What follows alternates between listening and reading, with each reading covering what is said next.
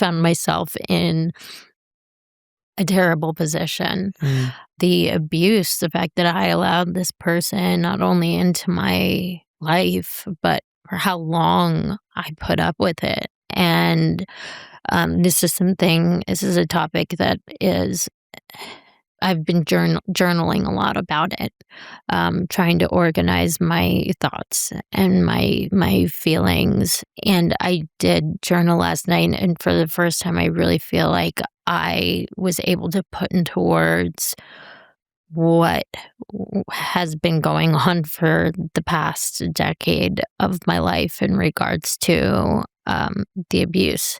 And I was actually going to ask if I could read it, because I think it's really important. This topic is really important for me to word properly, word well, and so that the people listening really understand what I'm saying. Please, yeah. It took me a long time to finally see the situation clearly. I've had to do a lot of soul searching and therapy around this topic, because allowing somebody to get away with harming me was so unlike me. The more I thought about it and analyzed it, the more connections I made between the abuse I was allowing to transpire and the abuse I've gone through in my past. They say that you end up marrying one of your parents, and no, I'm not married, but I found a very interesting connection between this abusive behavior and my mother's abusive behavior. Even though they would both shake their heads and say I was crazy to think there was anything similar about the two of them, there definitely was. I realized that I was more afraid of being alone than being abused.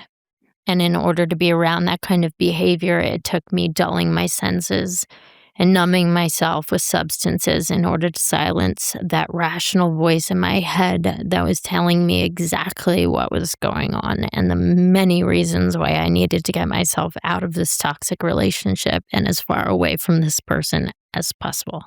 Somehow, every time I found the strength to get away from my abusers, they would always find their way back into my life one way or another. It was like being on a hamster wheel in this endless dizzying cycle.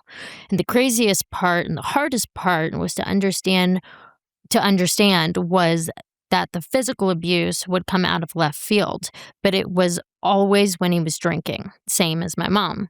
We could be dancing and joking, and then a switch would flip and suddenly it was on. Something would snap, and it was like watching a predator suddenly smell blood